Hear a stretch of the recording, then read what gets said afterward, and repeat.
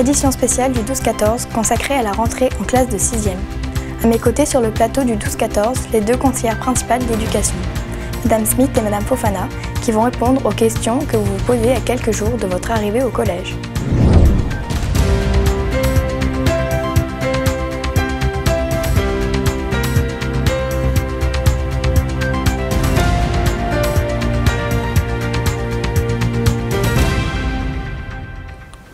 Le lundi 2 septembre, à 8h30, vous serez environ 160 à effectuer votre entrée en classe de 6e au collège Simone Veil.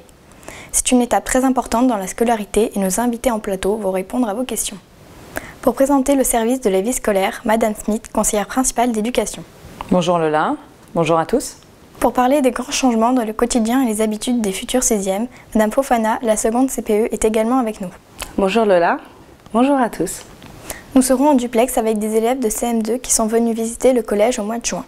Les élèves de l'école Gustave Loiseau de Pontoise, les élèves de l'école Jean de La Fontaine de Boissy-la-Léry, les élèves de l'école Ludovic Piette de Pontoise et les élèves d'une nouvelle école rattachée cette année au collège, l'école des Larisses. Et comme les élèves ont préparé beaucoup de questions, nous serons également en duplex avec Madame Elisabeth, la principale du collège, Madame Faure et Madame Pienne. Commençons tout de suite avec Madame Fofana. Quels sont les grands changements auxquels doivent se préparer les CM2 qui vont arriver en 6e? Alors en termes de changement, le principal sera certainement le nombre de professeurs. En primaire, vous n'avez qu'un seul enseignant. Au collège, vous allez en avoir 10, donc qui correspondent à chaque matière qui vous seront enseignées. Il y aura également un changement par rapport aux salles de classe. En primaire, vous n'avez qu'une seule salle.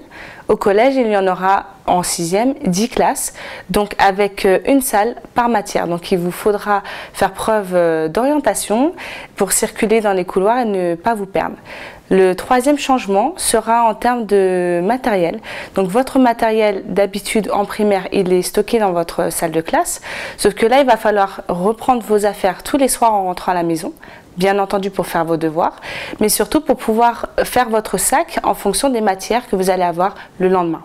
Pour ceux qui ont un casier et qui mangent à la cantine, ils pourront le stocker les affaires qui ne seront pas utilisées le matin dans leur casier à l'arrivée au collège à 8h30 ou à 9h30 et après changer de cahier et de manuel scolaire sur le temps de la demi-pension. Nous avons une première question concernant cette rentrée en 6e. Elle vous est posée par Boubacar Konaté de l'école Ludovic Piette. Comment se passe la rentrée des classes? Bonjour Boubacar. Le jour de la rentrée, vous allez être pris en charge par votre professeur principal dans une salle de classe. Lors de cette prise en charge, le professeur principal va vous présenter le carnet de correspondance, vous expliquer à quoi il sert, les différentes parties qu'il compose. Vous allez également recevoir différents documents administratifs qu'il faudra bien penser à faire remplir par vos parents et surtout à les faire signer. Et vous allez voir votre emploi du temps. Donc vous allez apprendre à le décomposer, à le comprendre et surtout vous allez le noter dans votre carnet de correspondance au dos de celui-ci. On leur remet aussi leur manuel, on vérifie dans quel état ils sont, on prévient bien qu'il faut les rendre à la fin de l'année au moins dans le même état. Et puis on répond à leurs questions et on explique un petit peu la vie du collège, le règlement intérieur. Autre question sur le jour de la rentrée. Elle vous est posée par Nala Meda de l'école Jean de La Fontaine. Comment sait-on dans quelle classe on ira le jour de la rentrée? Bonjour Nala. Alors, le jour de la rentrée, vous allez être tous présents dans la cour de récréation. Le personnel de direction, donc le principal et la principale adjointe, vous vous appelez un par un, donc chaque élève par classe. Une fois que la classe est composée dans sa totalité, vous allez monter en salle de classe avec votre professeur principal pour découvrir le collège.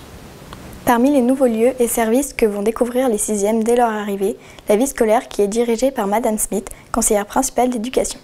Pouvez-vous nous présenter ce service? Alors le service vie scolaire est composé d'un ou plusieurs CPE ainsi que d'assistants d'éducation. Il est présent dans les établissements pour prendre en charge en fait les élèves lorsqu'ils sont hors classe, c'est-à-dire qu'ils ne sont pas pris en charge par des professeurs. Le service vie scolaire est là surtout en fait pour mettre en sécurité les élèves, donc c'est sa première fonction. Les CPE organisent ce service, mais aussi ils sont présents sur les établissements pour collaborer avec tous les adultes qui entourent les élèves, c'est-à-dire les professeurs, la direction, surtout les parents, et accompagner les élèves aussi dans leur formation à la citoyenneté. C'est un service dans lequel les élèves viendront régulièrement au cours de leur scolarité ? Tout à fait, Lola. La vie scolaire est là pour répondre aux questions des élèves, pour tout ce qui concerne leur vie au sein de l'établissement.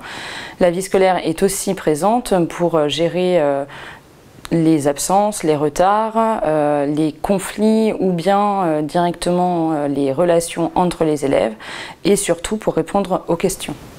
En tant que conseillère principale d'éducation, vous encadrez une équipe composée d'assistants d'éducation. Quels sont leurs rôles au collège ?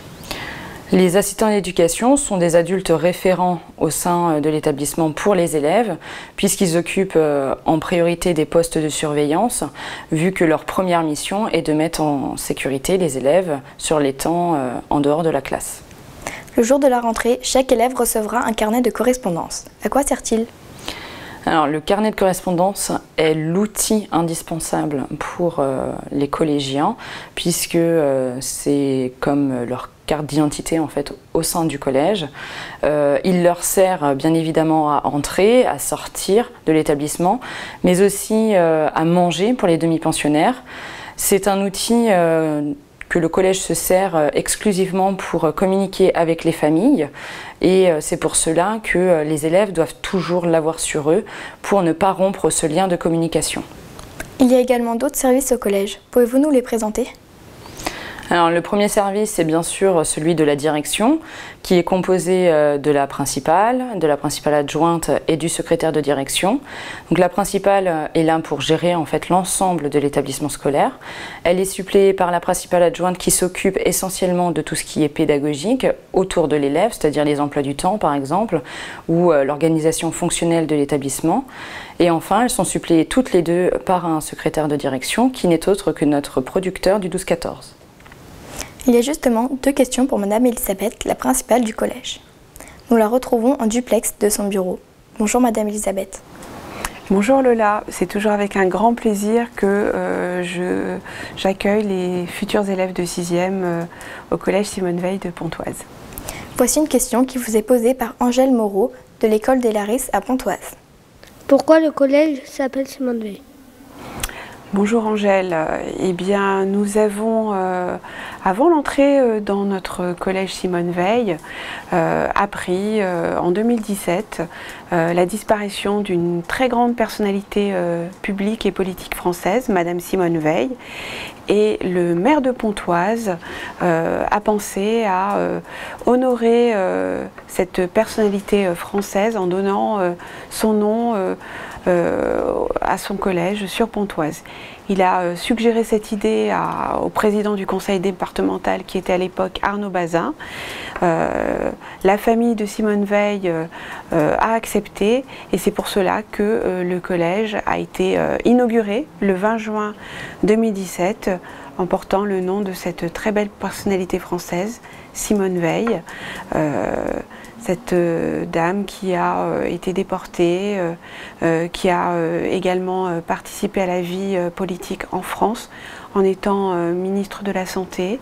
Elle a été également la première présidente de l'Europe et elle a entrepris un travail un immense travail sur la mémoire de la Shoah pour beaucoup de générations de petits Français. Donc avec une telle histoire qui participe à l'histoire de France, nous ne pouvions qu'être honorés et heureux de porter ce nom pour notre collège. Voilà pourquoi notre établissement s'appelle le collège Simone Veil de Pontoise. La seconde question concerne les téléphones portables. Elle vous est posée par Maïwen Jacquemart de l'école Gustave Loiseau. Quelle est la règle par rapport au téléphone portable ? Bonjour Maïwen. Concernant l'utilisation du téléphone portable dans l'établissement scolaire, eh bien c'est la même règle que pour tous les collèges en France, à savoir que l'utilisation du téléphone portable est strictement interdite dans l'enceinte du collège. Donc les élèves ne peuvent pas utiliser leur téléphone pour passer des appels, répondre à des appels, envoyer des messages, écouter de la musique ou regarder des vidéos. L'élève qui, malgré cette règle, utilisera quand même son téléphone dans l'établissement, s'expose déjà à ce qu'il soit confisqué. Dans ce cas-là, il ne pourra lui être rendu qu'à la fin de la journée. Il pourra également avoir une punition, voire une sanction, ce qui signifie que ses parents seront convoqués dans l'établissement concernant cette utilisation, alors que c'est strictement interdit. Voilà, j'espère que j'ai été claire dans mes réponses, Maïven, et je souhaite bien sûr à tous les élèves qui rentrent en 6e la bienvenue au collège.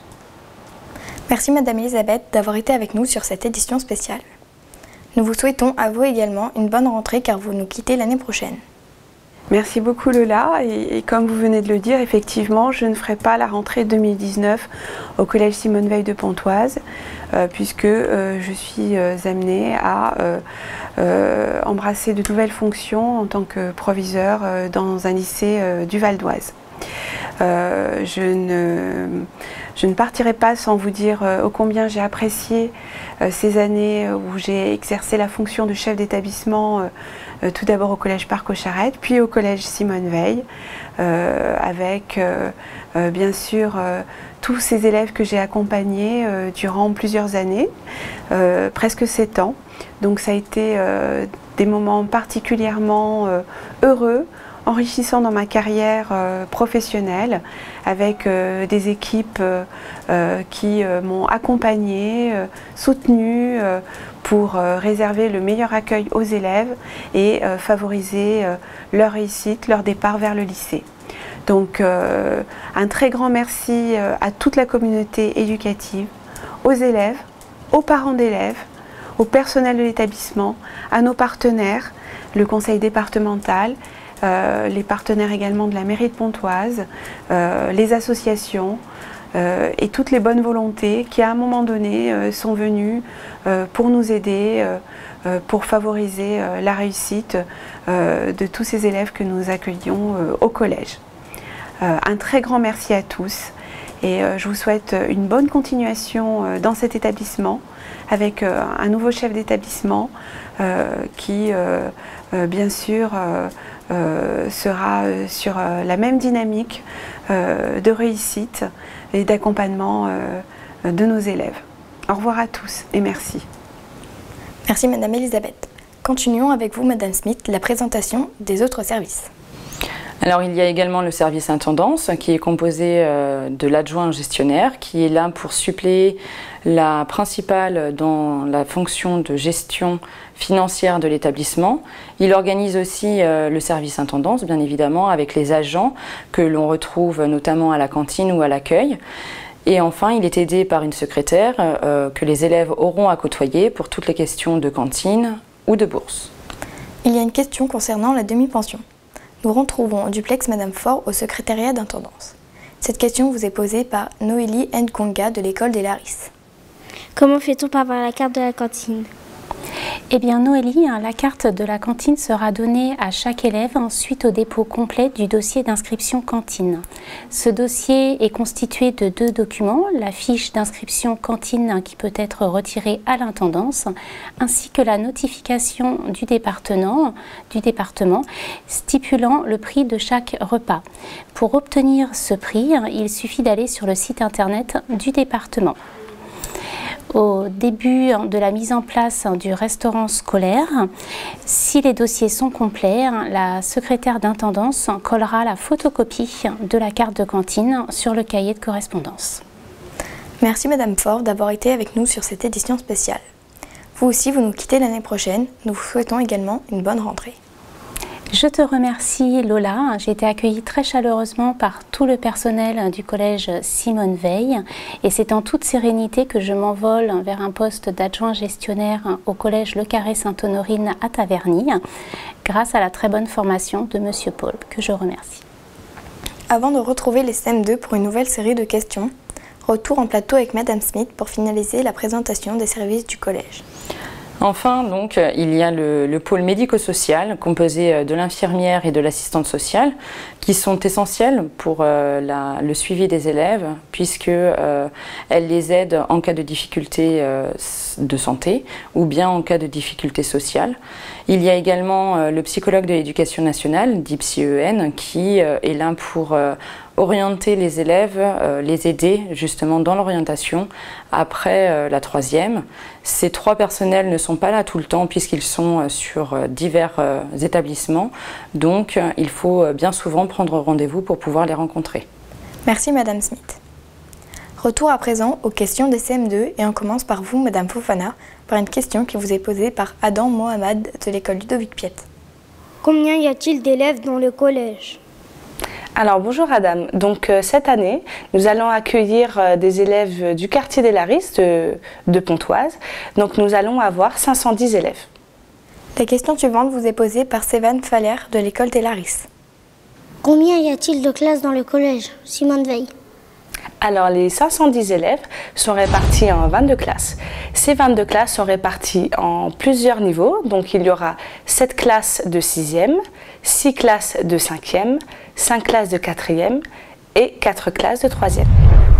Une question à présent sur les salles de cours. Elle vous est posée par Anaëlle Erard de l'école Gustave Loiseau. Combien y a-t-il de salles de classe au collège? Alors les salles de classe sont réparties en fonction des enseignements. Donc il y aura pour l'enseignement général 16 salles, pour les sciences il y en aura 5. Il y a également une salle pour les arts plastiques, une salle pour la musique et surtout il y aura également le CDI et la salle informatique. Nous passons à présent aux questions concernant la circulation dans les couloirs avec vous Madame Smith. La première vous est posée par Loveline Tervillus de l'école Ludovic Piet. Comment ça se passe entre deux cours? Alors, à la fin d'un cours est annoncée par une sonnerie qui retentit. Donc, les élèves sont amenés à ranger leurs affaires, à sortir de cours et à se rendre selon leur emploi du temps sur leur deuxième cours, c'est-à-dire à la salle en fait où ils auront donc le prochain cours. Les élèves se déplacent seuls dans les couloirs au moment des changements de salle de classe. Par contre, il y a toujours un assistant d'éducation présent pour pouvoir les aider à s'orienter. L'une des principales appréhensions des 6e, c'est de se perdre dans les couloirs. Voici une question qui vous est posée par Lison Maes de l'école Jean de La Fontaine. Comment fait-on pour se repérer dans les couloirs? Bonjour Lison. Alors pour se repérer dans les couloirs, comme je viens de le dire, il y a des assistants d'éducation bien évidemment, mais il y a surtout à chaque intersection de couloir des panneaux signalétiques qui vous indiquent de quel côté aller, dans quel lieu vous vous trouvez pour pouvoir vous orienter. Se perdre dans les couloirs, cela peut provoquer un retard en cours. Voici une question à ce sujet qui vous est posée par Maëlys Muteba de l'école Gustave Loiseau. Après un retard, lors des interclasses, va-t-on en permanence? Bonjour Maëlys. Alors l'objectif bien évidemment c'est qu'il n'y ait pas de retard. Maintenant cela peut arriver et s'il y a retard, le professeur doit accepter les élèves pour un retard de 5 minutes. Maintenant le retard doit être justifié. Si jamais le retard n'est pas justifié par un adulte de l'établissement, arrivé là, le professeur envoie l'élève à la vie scolaire qui le dirige bien évidemment vers la permanence. Toutefois, ce type de retard entraîne une retenue sur la fin de journée pour pouvoir rattraper le cours manqué. Une question à présent sur les punitions au collège. Elle vous est posée par un élève de l'école Ludovic Piet. Comment se passent les heures de colle? Alors, les heures de retenue sont données aux élèves lorsque il y a transgression, c'est-à-dire non-respect des règles du collège. Si la transgression se fait en salle de classe, très souvent les professeurs prennent en charge les heures de retenue, donc surveillent leurs élèves pendant une heure de trou. Sinon, ils sont surveillés par la vie scolaire en salle de permanence, mais attention, une heure de retenue n'est pas une heure de permanence puisque le silence est imposé et qu'un travail en relation avec le motif de la retenue est donné. Quelques questions à présent pour Madame Fofana, avec tout d'abord Talia Bonnet de l'école des Larisses qui devrait très certainement se présenter aux prochaines élections des délégués. Y a-t-il des délégués dans les classes? Bonjour Talia, effectivement il y a bien des délégués qui sont élus par leurs camarades de classe, donc il y aura une campagne pour proposer sa candidature au mois de septembre et des élections auront lieu donc, pour chacune des classes avec l'élection de 2 délégués titulaires et de 2 délégués suppléants. Une question à présent sur l'ENT.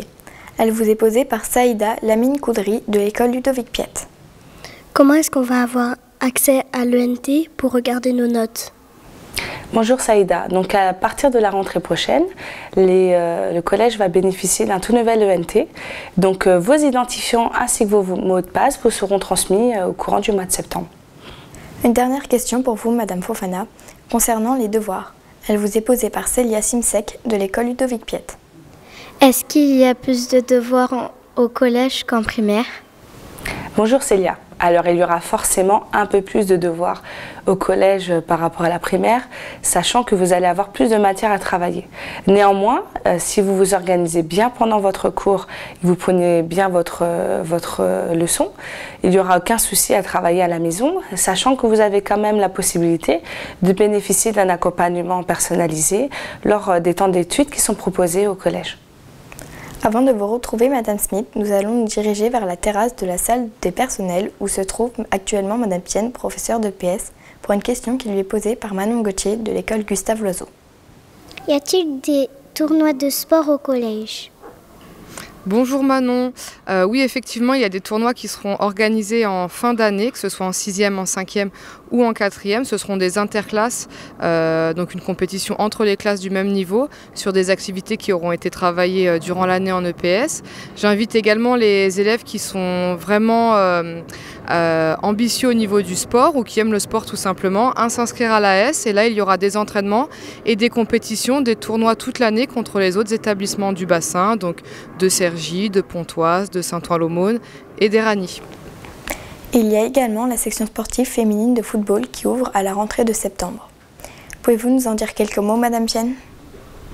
Oui, effectivement, à la rentrée, il y aura une classe de 6e qui, pour la première fois, sera une classe avec des jeunes filles qui se sont inscrites à une section sportive exclusivement de football. Donc, elles auront dans leur emploi du temps 4 heures consacrées uniquement à la pratique du football et des compétitions le mercredi après-midi dans le cadre de l'association sportive. Donc, pour l'instant, ça concerne une douzaine de jeunes filles et chaque année, les portes seront de nouveau ouvertes pour que des jeunes filles de CM2 puissent intégrer cette classe de 6e qui perdure en 5e.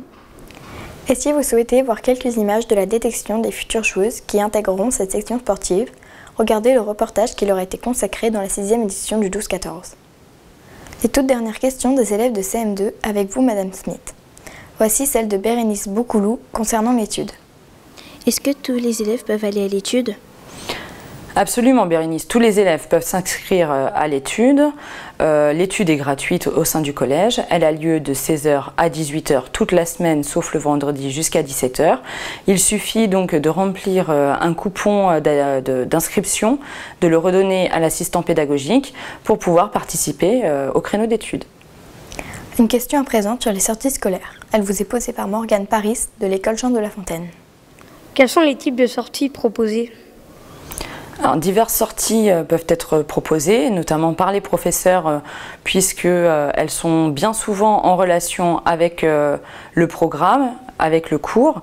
Donc ça peut être des sorties au cinéma, pour le collège au cinéma, ça peut être des sorties au musée, ça peut être des sorties aux archives départementales, notamment en relation avec l'histoire. Tout cela dépend donc, comme je le dis, des projets des professeurs tout au long de l'année. Il y a aussi d'autres sorties qui sont proposées aux élèves, notamment par le foyer socio-éducatif, donc le FSE, mais pour cela, il faut y être adhérent. Une question à présent sur la récréation. On retrouve une nouvelle fois Boubacar Konaté de l'école Ludovic Piet.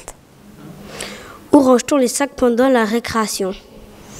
Alors, pendant la récréation, il n'y a pas de rangement proposé concrètement aux élèves puisqu'elle ne dure que 15 minutes. Maintenant, pendant la demi-pension, c'est-à-dire sur le temps de midi, les élèves ont la possibilité de déposer leur sac en salle de permanence ou bien, s'ils sont demi-pensionnaires, de les déposer dans leur casier. Et justement, il y a une question sur les casiers. Elle vous est posée par Macula Saint-Louis de l'école Ludovic Piet. Est-ce que les casiers sont attribués à tous les élèves? Alors non, les casiers ne sont pas attribués à tous les élèves. Ce sont en priorité les élèves demi-pensionnaires qui font la demande justement d'attribution d'un casier, qui vont être prioritaires. Ensuite, une fois que les élèves de demi-pensionnaires ont eu chacun leur casier, on propose aux élèves externes, donc qui mangent chez eux, de pouvoir avoir également un casier, mais arrivé là, ce sont les 6e qui sont prioritaires. La dernière question à présent qui concerne la demi-pension. Elle vous est posée par Sarah Ngondet de l'école Ludovic Piet. Comment sont gérés les enfants l'heure de la cantine? Alors pendant les demi-pensions, Sarah, les élèves sont rangés à l'extérieur du réfectoire. Ils sont invités à entrer par un assistant d'éducation. On leur demande de se laver les mains. Ils doivent ensuite présenter leur carte pour pouvoir récupérer un plateau. Ensuite, ils se servent. Ils regagnent la salle de réfectoire. Une fois qu'ils ont terminé de manger, ils sortent du réfectoire pour regagner la cour. Mais en fait, ce n'était pas la dernière question, puisque des élèves ont souhaité poser des questions aux élèves de 6e. Pas vrai, Madame Fofana? Effectivement, Lola, comme tu as brillamment terminé ton année de 6e, les 2 questions qui arrivent sont pour toi. Et la première est posée par Marwa Amarat de l'école Ludovic Piet. Qu'aviez-vous ressenti pendant votre premier jour au collège? Alors j'étais plutôt stressée, mais finalement le stress est descendu au cours de la matinée, ça s'est bien passé. Et la dernière question, elle est pour toi, Lola, et elle est posée par Éléonore Guévard-Joubert de l'école Ludovic Piet. Est-ce que vous préférez avoir plusieurs professeurs ou plutôt qu'un seul? Oui, je préfère avoir plusieurs professeurs parce qu'ils ont chacun leur méthode d'apprentissage et chacun leur caractère. On n'a pas le même professeur toute l'année, donc je préfère. Merci Lola pour tes réponses. C'était avec plaisir. Juste avant de refermer cette édition spéciale, nous tenions à vous remercier, Madame Fofana, pour cette année passée avec nous au collège. Vous nous quittez pour prendre vos fonctions de CPE dans un autre collège du département. On vous souhaite donc une bonne rentrée pour septembre. Merci Lola. Et à moi de vous remercier, j'ai passé une excellente année auprès de vous tous dans cet établissement, ce bel établissement. Et donc je vous souhaite également une très belle année et puis une belle continuation pour vos projets à venir. Merci encore. Cette édition spéciale du 12-14 est à présent terminée. Il ne reste plus qu'à souhaiter une bonne rentrée en 6e à tous les CM2. Merci Madame Smith pour toutes vos explications. C'est toujours un plaisir, Lola. Merci également à Madame Elisabeth, Madame Faure et Madame Pienne, ainsi qu'aux élèves de l'école Gustave Loiseau de Pontoise, aux élèves de l'école Ludovic Piet de Pontoise, aux élèves de l'école des Larisses de Pontoise et aux élèves de l'école Jean de La Fontaine de Boissy-l'Aléry. Ne manquez pas tout au long de l'année scolaire nos éditions du 12-14 qui sont en ligne sur le site internet du collège. Nos vidéos sont également en ligne sur la chaîne YouTube du collège. Bonne rentrée à tous et à très bientôt.